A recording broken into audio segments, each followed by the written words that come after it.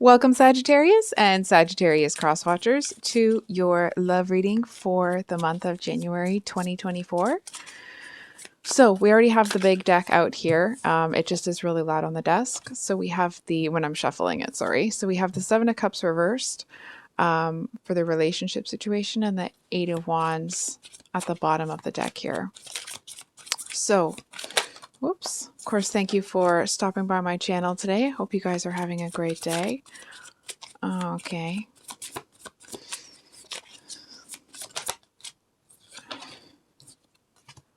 Okay. So we're going to look at what each of you is thinking and feeling about the other person. My goodness.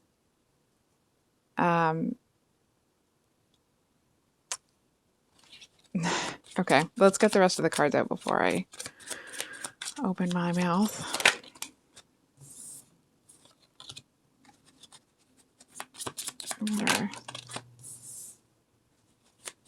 What is this person's, like, what is their deal? It feels like this person, it's like they want you to chase them, but they're going to be very, like, they're not going to be actually open to it. It's a very peculiar energy. So your person has the Emperor reversed, Queen of Swords, and Nine of Cups. On your end, you have the Tower, Page of Swords, Justice, and the Magician.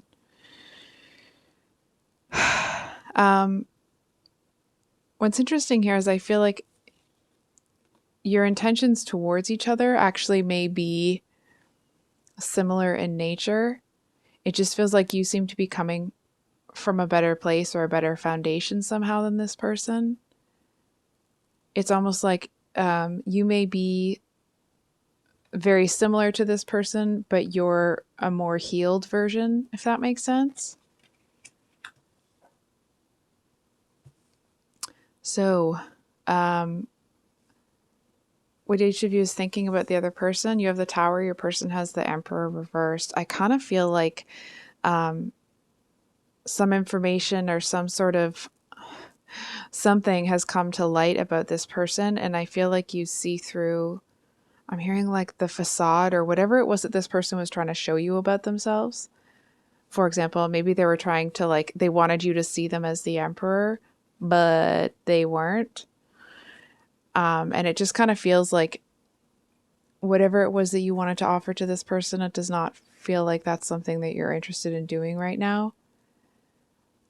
It kind of feels like you may be feeling a bit abandoned by this person. If you know, for some of you, if the situation between the two of you never really got off the ground, it actually feels more for those of you that resonates for, that it was disillusioning for this situation to fall apart the way that it did. It's almost like it felt like something might start, but because it never did, I feel like it's almost got you feeling a little bit vulnerable, like a tree without its bark, you know? I also feel, Sag, I'm going to be honest here, I'm feeling that some of you are a little bit cheesed, if you will. It's almost like I feel like you actually may end up being kind of grateful that this has happened. And let me rephrase that. It feels like you actually may be grateful that it's falling apart, not just afterwards, but even when it's falling apart, but that doesn't mean it doesn't hurt.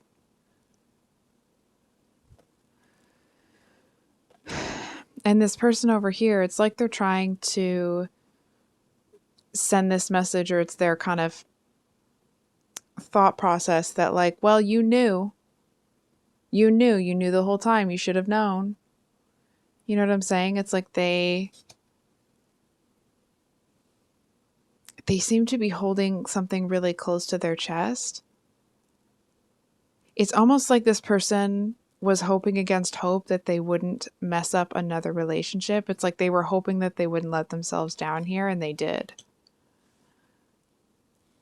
If that makes sense. I think we're going to pull a clarifier on your person's Emperor here.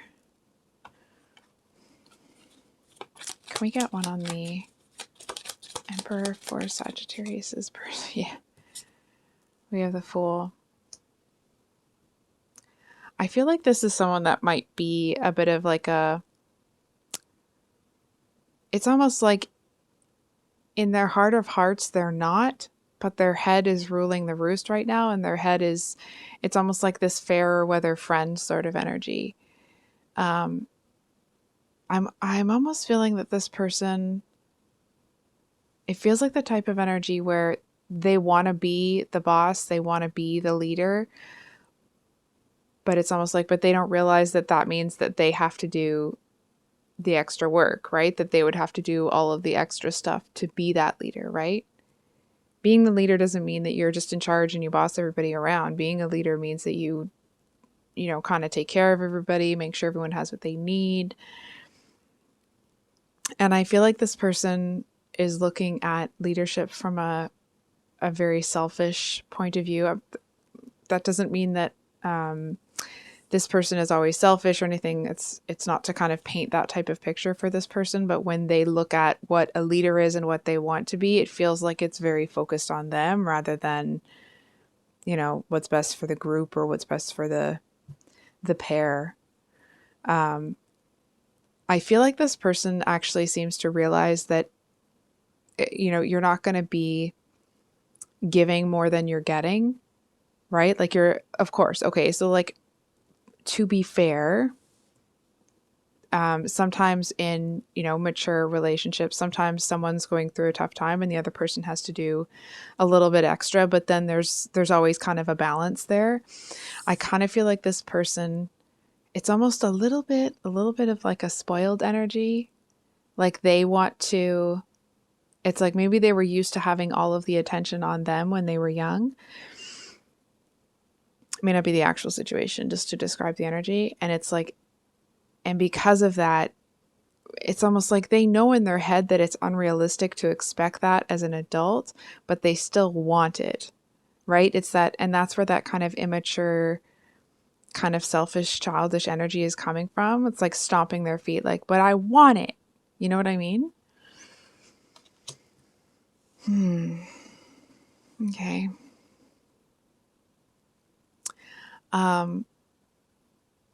And unfortunately, for this person, I feel like they're kind of getting a dose of, I'm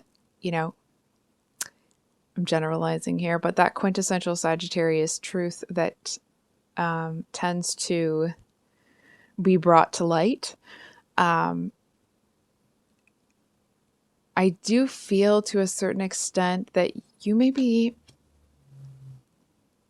it's almost like part of you may want to say something. I mean, obviously, but I feel like the other part of you has kind of given up on the situation to the extent that saying whatever it is that you have left to say. It's almost the energy of like, you could, let's say, for example, you and your person are kind of in an argument here, and it's like, that what you could say would supersede anything that they would say, and it would kind of shut the whole thing down. But it's like, but the other part of you is, holding that truth-telling part of you back. Like, no, we're not going to do that. We're not going to do that. And I feel like it does feel like if there is enough of an injustice in the situation between the two of you, that it's almost like no amount of quieting that truth-telling part of you is going to work. It almost feels like the more that you feel that there's an injustice, the bigger that energy is going to get. And I feel like for a lot of you, regardless of how big that energy gets, I think when you look in this person's eye, you're going to see that what you say will fall on deaf ears. And it's like, it's not going to hit them. It's not going to get in. It's not going to get under their skin. Not that even that you're trying to get under their skin, but it's like whatever you say, I'm actually hearing like bounces off me and sticks to you. Like it's that very immature energy. It's like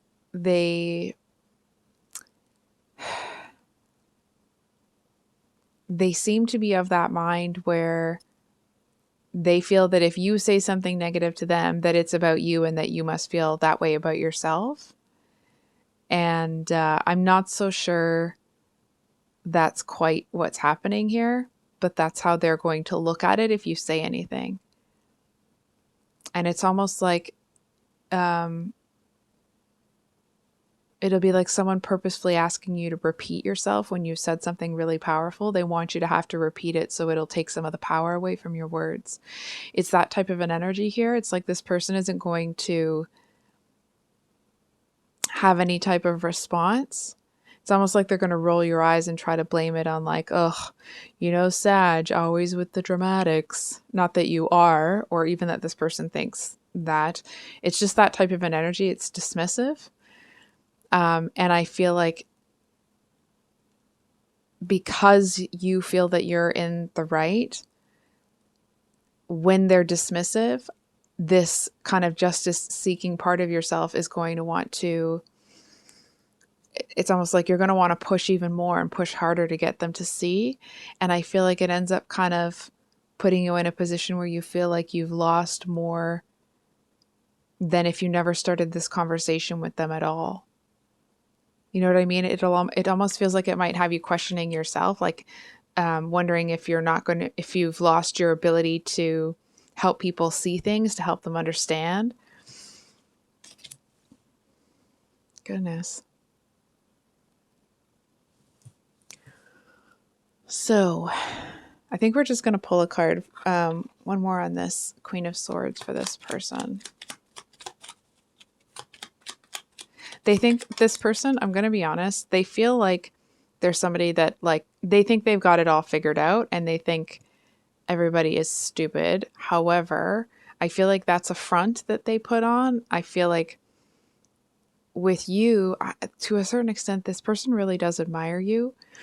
Excuse me. I feel like they actually wanted to learn a lot from you, but that energy of feeling like they have to be the center of attention all the time is bigger than their admiration for you. And I feel like that's where that energy is coming in, where they're looking at it like, frick, like they've self-sabotaged something that they want yet again. Yeah, look at this. Right? So I feel like this person sometimes lies to themselves, even though they know they're lying to themselves about things, almost as a way to like cope with certain things that they do that sabotage what they want, or them kind of being able to attain what they want. I feel like they're kind of grappling with this energy of feeling like maybe they're just supposed to be alone. It's almost like when they have that thought or that perception of themselves, it's kind of like they can settle into the energy that they're in and be like, yeah, that must be it. I'm just meant to be alone. That's what's meant to happen. And I feel like even they know that they're kind of lying to themselves here, but for whatever reason, it feels like they can't cope with the reality outside of that train of thought right now. It's almost like they kind of can't face that they sabotaged yet another connection, yet another chance, yet another relationship. Sorry. So, I think we're going to pull a couple of clarifiers for one for the Magician and one for the Nine of Cups.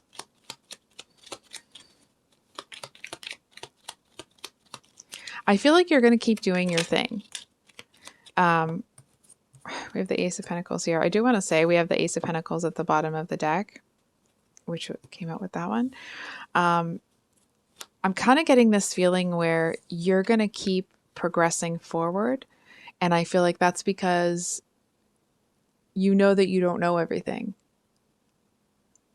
And I know that Sag sign is usually one of like, a lot of Sagittariuses have that kind of like zest to learn. They want to know more. But it's almost like, but this person, okay, so just to kind of capture the difference, right? here you are over here with kind of like this light energy, and you have the book and you're kind of focused on learning more. And this person would rather sit in the dark where they are. It's almost that energy of like, they don't want to, why? Like, obviously they don't want to change, but why? It's almost like it's about time for this person to go through like a stage of being alone.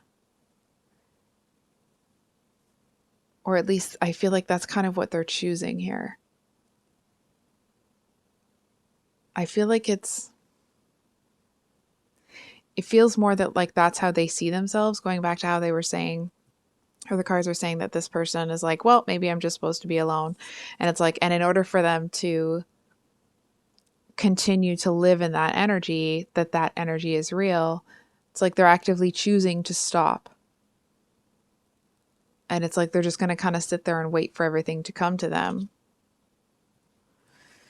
But you're not. You know what I mean? It's like you're over here, you're okay with like, oh, you know what? That did not work out the way I thought that it would. And let me learn the lesson here, right? Yeah. So, okay. So the King of Wands energy. Oh, there's the Queen of Swords again. So the King of Wands energy is often someone that is a bit of an opportunist, but when it's upright, it's an opportunist that will like, it's like they don't let opportunity pass them by. When the King of Wands is reversed, it's somebody that takes advantage of opportunities that they, takes crappy advantage of them, or sorry, that's not a very good description. It's someone that takes advantage of other people instead of taking advantage of opportunities to help people. And I feel like this is this person's potential. But it actually feels, this is just what I'm picking up from them. Okay. I understand that something's obviously happened between the two of you, but maybe to help you understand this person a little bit more, I feel like this, excuse me, this energy where they're just deciding that they're supposed to be alone for now, or, for the foreseeable future. It feels like for some of them, it's like a punishment for themselves. And I feel like for others of you, it feels like it's safer to live in that energy because then they don't have to change. And so they're just kind of waiting for this King of Wands to come along and kind of sweep them off their feet sort of deal. And it's almost like, how can anyone do that if they're so isolated, right? So I think we're going to pull what to expect and some advice. Just looking at which deck to use. I do kind of want to use this. I haven't used it in a while. So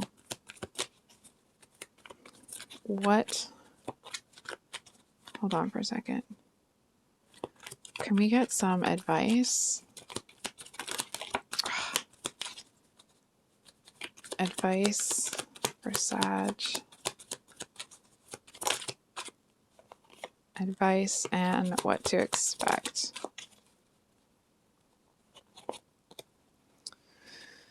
Okay. Yeah, we have the Knight of Swords. I kind of expected that to come out. So the advice is the Chariot. I'm not going to hold these up because the images are a bit what they are. Advice is the Chariot, and what to expect is the Three of Swords and Knight of Wands. So, I don't think this person's energy is going to leave you.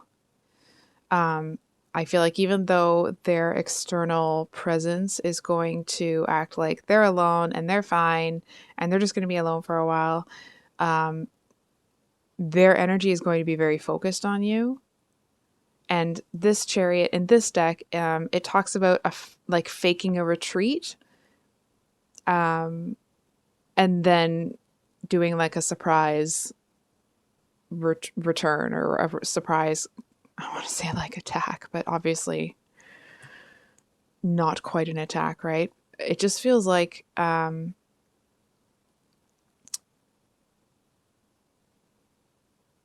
it feels like this person is just going to be sitting there waiting for you to come back around. And it's almost like, let's say, for example, if you get involved with somebody else, once this situation breaks down, it's like this person is going to feel, right or wrong, they're going to feel like you are somehow betraying them because you were supposed to come back. It's that type of an energy.